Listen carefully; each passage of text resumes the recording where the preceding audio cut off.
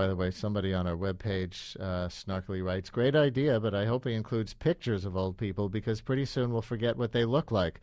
Between hair dye, Botox, plastic surgery, it's getting harder to spot an older person these days. We don't age anymore. We're just frozen in time. When the House Speaker and Vice President look younger than they did 20 years ago, something's wrong. It's true. And even, you look at the jacket of my book, it's not a picture of an old person. It's a picture of a Shar-Pei. So it was like an homage to dermal craping, if you will, but it's not the human thing. How'd you choose your subjects? You picked both famous people, Granny D, Harold Bloom, Sylvia Miles, Ram Dass, Edward Albee, and not famous people. Did you have a thread that ran through all these, both groups?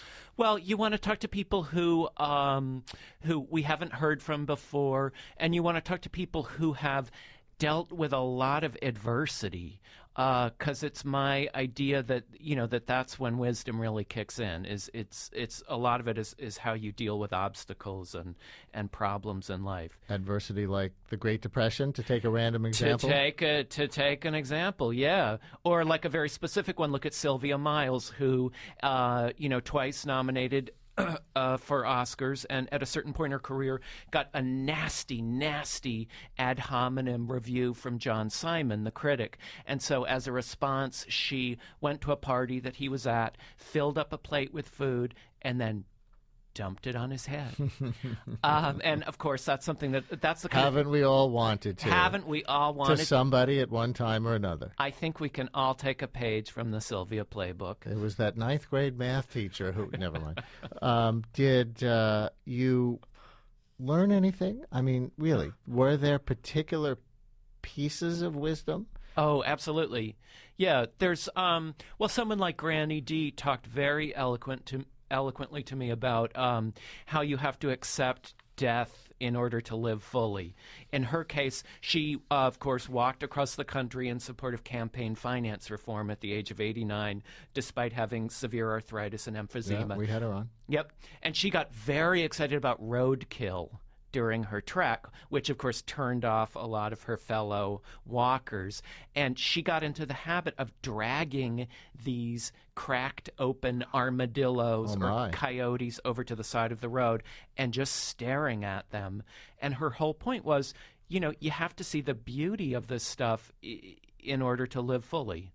And you identify 5 traits that you see as being part of wisdom: reciprocity, doubt, non-attachment, discretion, and acting for social good. Pick one. Well, pick doubt. Pick doubt. Okay, doubt. Any one of your choice, as long as it's doubt. Sure, as long. No, doubt is this idea that a wise person is someone who can say, if A is followed by B, then typically that results in C. However, there's also the possibility that a grand piano will come crashing down on our heads. You think that's more common when you're old? Well, I think that it's more, I think older folks are better able, they know what to overlook. They have the experience of knowing, well, that little conflagration, that's going to blow over, whereas this small wrinkle, actually, that's going to be a much bigger wrinkle in a few years' time. Don't sweat the small stuff. Yeah. Non-attachment, that's a Zen thing? That's a Zen thing. Man plans and God laughs. Do you think that technology has in some ways replaced the wisdom of the elderly or lessened people's interaction with them? Like rather than ask your grandmother for her chili recipe, you go to thefoodnetwork.com? Yep. I think Google is an elder killer. Absolutely. No, and again, going back to this anthropological question about, why do we live so long? I think it is because in days of yore that older folks did serve that function in society, and that's something that's not happening anymore. Henry Alford, my guest on WNYC. His new book is How to Live, A Search for Wisdom from Old People While They Are Still on This Earth. Did you wrestle with yourself over using the word old? I just went with it. I hate euphemisms.